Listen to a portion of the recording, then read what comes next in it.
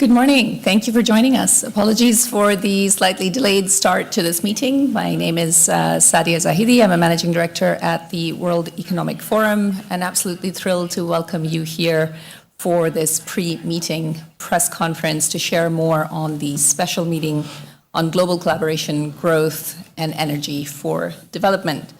I'm delighted to be joined by two people who can tell us a lot about what will be happening at this meeting, what we're hoping to achieve, who will be joining us here, and what might be some of the outcomes and prospects moving forward. I'm joined by my colleague on the Managing Board and President of the World Economic Forum, Mr. Birger Brende, and His Excellency Faisal Al Ibrahim, the Minister of Economy and Planning of Saudi Arabia. Wonderful to have you both here. Welcome to this press conference. We'll try to share a few highlights of the meeting by hearing from both of them. Then I may go back with a question or two, but I certainly plan to open up to a couple of questions from those of you that are joining us here in the live audience. And we'll try to keep those questions brief, and I'll try my very best to come for some very final closing remarks to both of you at the very end. Birger, let me turn it over to you first. Could you share some of the highlights of this special meeting? Thank you, Sadia, and welcome to the press and media to our special meeting that is happening against a very complicated geopolitical backdrop, both globally but also in the region. We would also like, though, to focus that there are great opportunities. It's really great to be in the kingdom, and thank you to also His Excellency, Mr. Faisal Al Ibrahim, that has been such a good collaborator in the process of this meeting. It is incredible participation at this special meeting. We have more than 1,000 participants, and it's under the patronage of His Royal Highness, the Crown Prince. And we have 12 head of states and governments, but also ministers from all different relevant portfolios. As we know, the global economy is doing better than expected a year ago. The growth is not what it was in the three last decades, where we used to almost 4% growth. We are now expecting this year 3.1 or 3.2, but that's much better than a recession. And we think that there are also good prospects for further growth. The economy in the kingdom is doing well, but with the ministers of economy and finance that we are also expecting at the meeting, we will look at how to avoid that the next decade will be a low growth decade, because we need growth, we need more inclusive growth, but to solve also all the challenges that we are faced with, we really need policies for enhanced growth. And we have to avoid that we are seeing and repeating the 1970s again. 1970s we had was a low growth decade. On the geopolitical side and for the region has been through a very rough period. We know that while we're sitting here in Riyadh, the situation in Gaza is still ongoing. The humanitarian situation is very difficult. We'll also have the key players here in Riyadh, the foreign ministers from Germany, UK, France, Prince Faisal, the foreign minister of the kingdom, has gathered a good group. We'll also have Secretary Blinken coming in directly from his visit in China and on his way to Israel. And there is some new momentum now in the talks around the hostages and also for possible a possible way out of the impasse that we are faced with in Gaza. We also have a lot of energy ministers coming in under the leadership of His Royal Highness Prince Abdulaziz, and this is the third theme for the meeting, energy for development. We know that there is more than 700 million people that don't have access to electricity in the world. We know that energy security is even more important. And we know that this growth has to be happening in a situation where we have to decouple this from growth in greenhouse gases. So there will be also focus on the preparations of COP29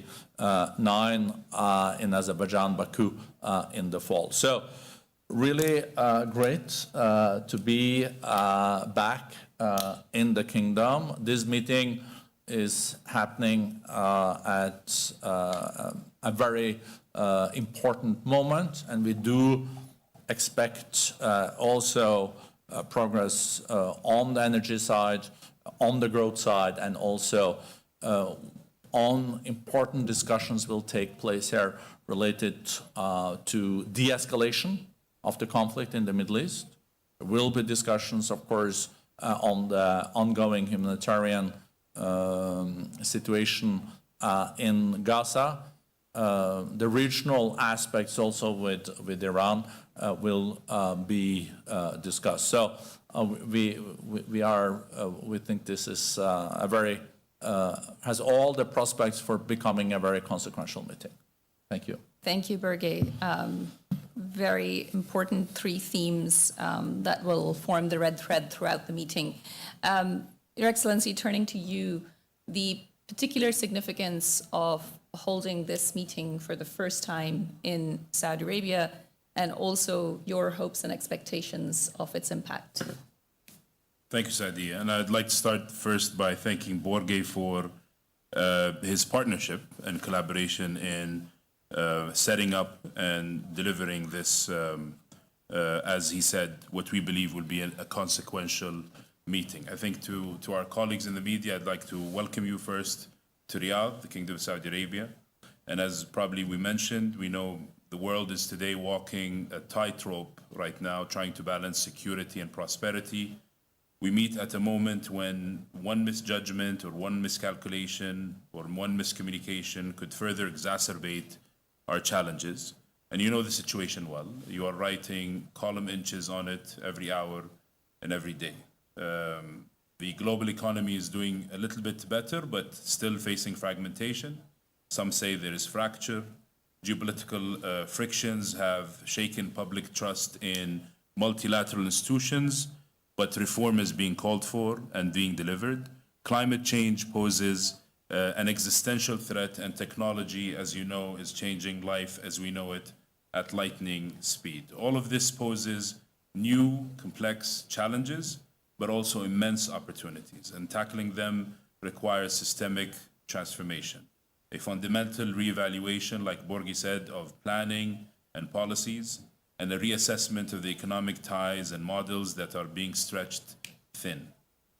Global leaders that are going to meet here today and tomorrow and after tomorrow, policymakers, decision makers, innovators, etc., must meet this moment with a resolute determination to be the authors of our future, to design a secure, stable, and sustainable future to ensure that no one gets left behind in the march towards inclusive progress.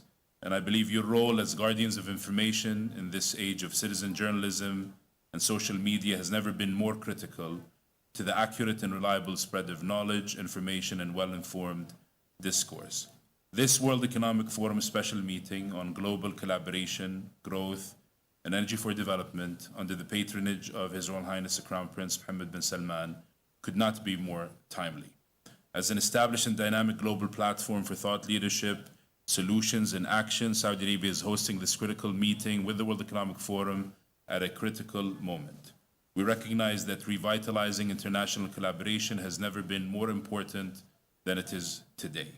To this end, the Kingdom is mobilizing our full diplomatic engine and might to lay out a clear path to prosperity with the global community.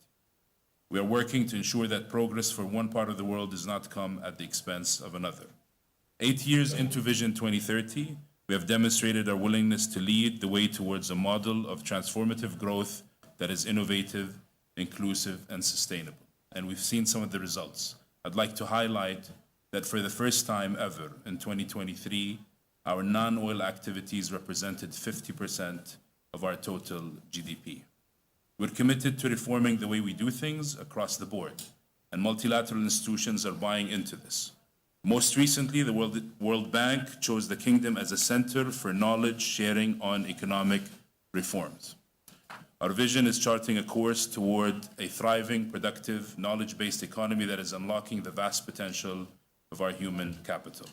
And we look forward to sharing with you, the media, the lessons we are learning on our journey of transformation and how it can serve as a blueprint for the kind of transformative change we need to see across the world. We'll also, of course, be meeting with leaders from around the world to exchange knowledge and ideas on how we can bridge our development gaps and fire up new engines of growth. This is one of the themes of this meeting. At this special meeting, we have the opportunity to redefine the pathways for development across all nations and embrace a new paradigm of global collaboration to move beyond divisions towards unity and shared prosperity. Our collective efforts here in Riyadh can set the pace for a future where economic growth and environmental sustainability can go hand in hand and where technology serves humanity universally. Here in Riyadh, we are poised to transform dialogues into action, challenges into opportunities, and rhetoric into results. I look forward to engaging with you to discuss and explain how we're making this pivotal shift from vision to reality. This will be a consequential meeting. Thank you. Thank you very much. Thank you to both of you. I'd like to take just a show of hands from those who would like to be able to ask questions. Okay, very good. I'll try my very best to get to all of you. Just a quick housekeeping point around those questions. We'd like to keep it focused on some of the themes you've heard about the meeting.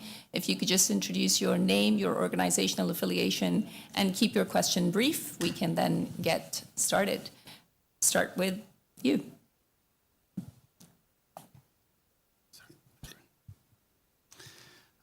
Your Excellency, Minister Ibrahim, President Brende, Managing Director Zahidi, Keir Simmons from NBC News, thanks very much for holding this briefing before the event. An event which appears to have kind of morphed somewhat into a peace conference at this crucial time. It's a crucial meeting. Can you share more about the logistics of that? The Secretary of State is arriving. Mr. President, you mentioned Germany, UK, France. Of course, the Foreign Minister for here, the Kingdom of Saudi Arabia. Who else? What other members of the GCC will attend? How long will the meeting be? What will the agenda be? The day after for Gaza, how you solve the humanitarian crisis, those kinds of things. Thank you. Thank you, Keir, for the question. Birgit, perhaps starting with you. Well, thank you for that important question. We could not have this special meeting without also focusing on the terrible humanitarian situation in Gaza and trying to break that impasse. As you mentioned, we do have the key players now in Riyadh, and hopefully the discussions can lead into a process towards reconciliation and peace. We will also have President Abbas from Palestine with us. I think that's also sending a strong signal. And we do have the key players also from the region. Egyptian foreign minister will also be here. Kuwaiti foreign minister. We also have Bahrain, Crown Prince of Oman. So it's as you see, there is 220 public figures here from 60 different countries. So we will make sure in close collaboration with Prince Faisal that we will have a chance to move the needle on a de-escalation of the regional conflicts, but also hopefully get closer to also finding a solution for Gaza. As I also said, there is now a bit of momentum on the negotiations on the hostages, and then also a possible ceasefire. We'll see. We'll hear more also from Egypt on that, and Qatar. Prime Minister of Qatar is here, and Prime Minister of Egypt, and also Foreign Minister of Samar Shukri from Egypt is here. So, as we know, the kingdom under the leadership of the Crown Prince also has and will play a critical role in this. We know there's also ongoing discussions with the Americans, so it will be interesting when Secretary Blinken is here on that. I will also add, though, Sadia, that one thing is the situation in the region, but also the North-South division is something that we will address, because this division, unfortunately, has been growing, and with the representation now also from the global South, where Saudi Arabia plays a very important role in creating a better dialogue between North and South. It's important for us to have the President of Nigeria, President Kagame of Rwanda. So we have many, and also we have Prime Minister Ibrahim of Malaysia. I can make the list even longer, but these important with the dialogue between the global North and South, and this will take place in Saudi, and also Saudi Arabia playing such an important role in that. Excellency. Sure. I think there's representation from major G20 countries on the foreign minister side, and from the heads of state, as Borgi said, from the GCC, and leadership from the GCC and the rest of the Arab world and Asia, also Africa. I think the gathering of leaders is timely as well. The kingdom is prioritizing setting a clear path for peace and prosperity. We believe a stable Middle East is crucial for a stable and prosperous world, and for us to revive global economic growth. So our diplomatic team's been busy. The schedule's been busy since the challenges started with prioritizing this regional issue, and our leadership is steadfast in working with our partners to find a resolution to this challenge. And of course, having this special meeting at this time is also an opportunity for leaders to continue to meet and discuss several of these challenges and find practical, lasting solutions to them. So we're very optimistic that this convening and the continuous effort the kingdom's leadership and its diplomatic team are putting on this regional, but also many other global issues, will yield results. Thank you very much. Thank you for the question.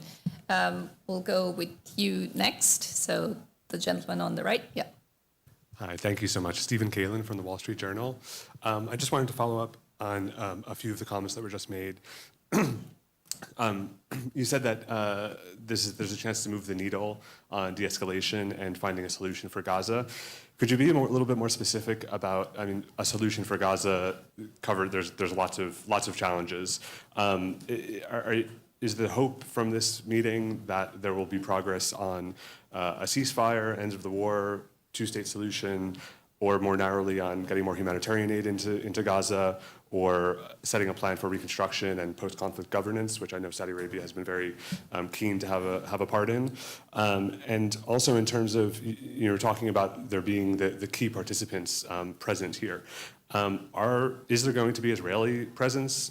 Because that's obviously a key factor in this conflict. And is the Crown Prince going to be participating publicly in the meeting? Thank you. Thank you. That was multiple questions, but we'll take it. Thank you. Birgit, would you like to go first? The short answer would be yes to most of the above. When it comes to the Crown Prince participation, I will leave that to Minister Faisal, but as you know, it is happening under the patronage of the Crown Prince, and I'm told it's not protocol to then go into the details on that. On the Middle East situation, this is more an opportunity to have structured discussions on all the topics you mentioned with the key players here.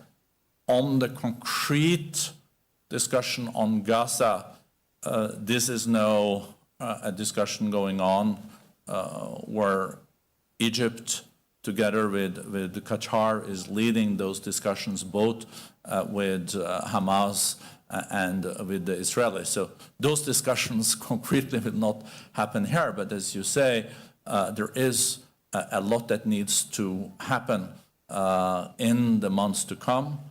There is the humanitarian situation, the acute one, but then there is a major reconstruction that is needed in Gaza, because there is billions needed, of course, to rebuild. But as having been the chair of the last rebuilding conference in Cairo in 2014, I think there will need to be a political agreement.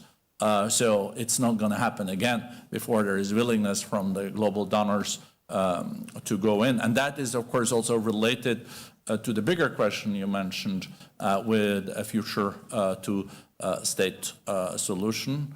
I think there is now important discussions going on related to this, and I think it will continue also here in Riyadh.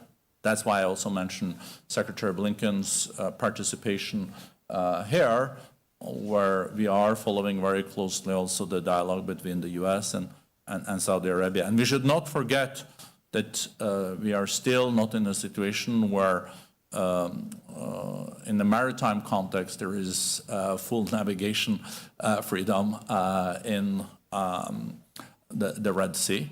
The situations with the Houthis, and also the situation in southern Lebanon is also of great concern, and also what we saw between Iran and Israel, even if that is not as acute as it was a week ago, but it is something that can flare up again easily. So if we can build some more trust and also see the next steps during this meeting. And in this meeting, Israel is not participating. Sure. I think most of these questions are better directed to His Highness Prince Faisal bin Farhan, who will be participating in the special meeting, as Borgi mentioned, and I think there will be plenty of opportunities to engage with him. But I'll tell you that our leadership is very, this meeting is under the patronage of His Royal Highness Crown Prince, and our leadership is very keen on this meeting and its proceedings and its outcomes. As far as the regional question, the kingdom's position has been clear. We're prioritizing a ceasefire and humanitarian aid, but we'll continue working with our partners to move closer to that path to peace and prosperity. Thank you very much. The gentleman from CCTV. Thank you. Morning, Mr.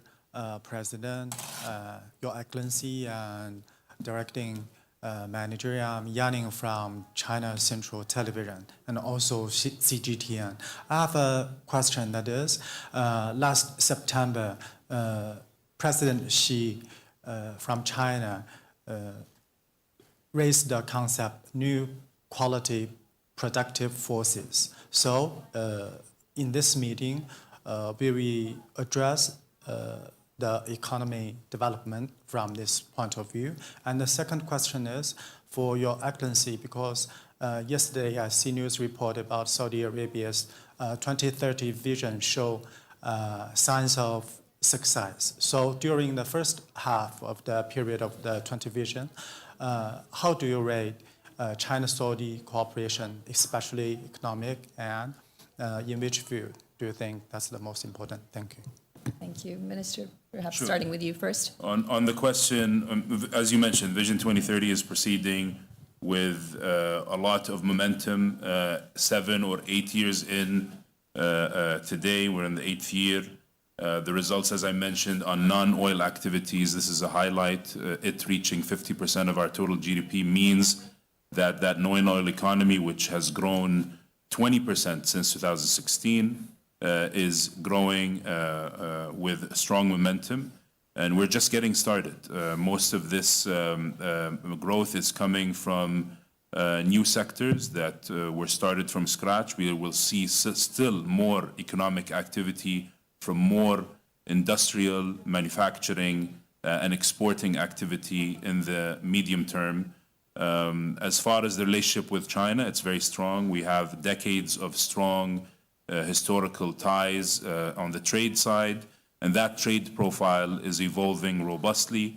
Add to that the very strong friendship that is between both peoples, but also our institutions and leaderships. It's something we want to continue to maintain and grow and reach new levels of trade, but also demonstrate stronger collaboration and partnership results.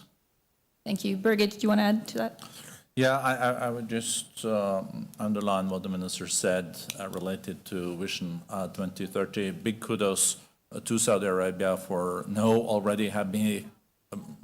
already achieved the aspiration of more than 50% of the economy is non-oil and gas related. I think this has happened faster than expected. So it also shows that Saudi Arabia is really preparing for a future that is, their economy is much more diversified. So that's very impressive. And also the other reforms that are related to the Vision 2030. On China, we will, as I said, have Secretary Blinken here in a dialogue publicly on Monday, coming directly back from his meetings with President Xi Jinping and Wang Yi, the foreign minister. Will be interesting to see. We know that the relationship between the G2, the US and China, has been bumpy. But hopefully there was some positive outcomes of this visit. We'll also have a chance then to gather in China in late June, where the World Economic Forum is hosting our AMNC meeting, the summer Davos, also popularly called, in Dalian, where the Chinese leadership will be present, and we also have many other leaders and businesses coming to that meeting. But I guess we have to finish this meeting first. Huh? Thank you very much. We have very little time left, so an extremely brief question from AFP, I believe. Yeah, hi, Robbie Corbulay with AFP. Thank you for the briefing. On Vision 2030, you mentioned some of the achievements so far. This meeting is also coming at a time of renewed scrutiny on some of the targets, with some officials talking about rationalizing signature projects or establishing new priorities. What is your message to visitors who might be having new doubts about Vision 2030's viability? And related to that, what concerns do you have about the war and its potential effects on Vision 2030 targets? Thank you. Well, the kingdom is dealing with, I'd say, regional global challenges in two ways. One is, as we mentioned, leveraging the kingdom's diplomatic weight and engine to work with its partners to resolve these challenges. We believe that a more stable world is a more prosperous world. A more fragmented world is less potential for growth, and that growth obviously has an impact on the kingdom's own growth story. And the other way is through continuing our transformation. We're 8 years in, and it feels like day one in terms of momentum. It's been consistent and steadfast, and we're seeing results, and there are things we still want to tackle. We can talk a lot about the details on these, but I'll tell you, as far as the projects, it's important to keep in mind that the kingdom has set out to do something unprecedented. And part of that is establishing sectors that never existed before. We're talking about entertainment, sports. Yes, there were activity, but wasn't defined as a sector. Entertainment, sports, tourism, culture. I don't think you can imagine the US or Europe without these sectors, and now we're bringing them in. This requires the government leaning in and setting up these mega and giga projects to attract more private sector investment. And it's also important to keep in mind how large the kingdom is and how many regions there are and the types of clients and segments that will be addressed. All the projects are moving full steam ahead. Delivery is moving according to plan. We are delivering, and with delivery there's feedback from the market, from the actual delivery, and the kingdom will always prioritize, reprioritize whatever is needed for the best outcomes. But all these projects are moving full steam ahead, and I invite people to visit the kingdom and these projects to see for themselves. Thank you very much. And I know that through quite a few sessions in our programs, we'll be looking at industrial policies and industrial strategies and how they can still keep cooperation between North and South and South-South cooperation going. Thank you. 1 minute closing thoughts from each of you as we get this meeting started. From me? No, thank you.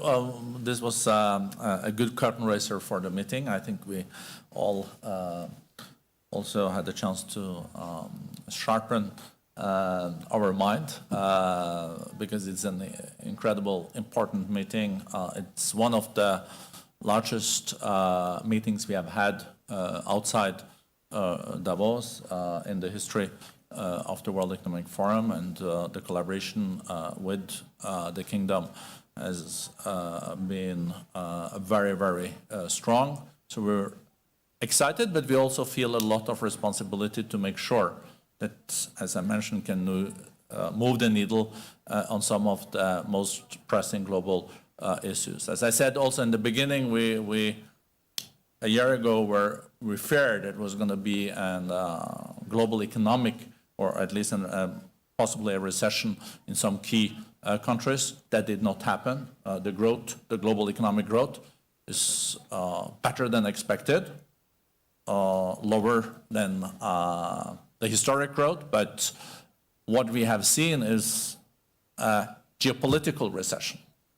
And that geopolitical recession we have to take very seriously because it can influence also the growth we are seeing now if it's not handled well. We already know that inflationary pressure has been increasing because of the situation in the Suez Canal. We know also from before that the Panama Canal is in trouble. So this is already creating more inflationary pressure because the global value chains are already under pressure of nearshoring, friendshoring, and all this. So it's a very delicate situation. That's why it was good that the situation with Iran and Israel didn't escalate further. But we're not out of the woods. We're definitely not out of the woods when it comes to the very fragile, very difficult geopolitical situation that we are in. And I agree with Borge. I think this is a great convening of people at a very timely, that is very timely.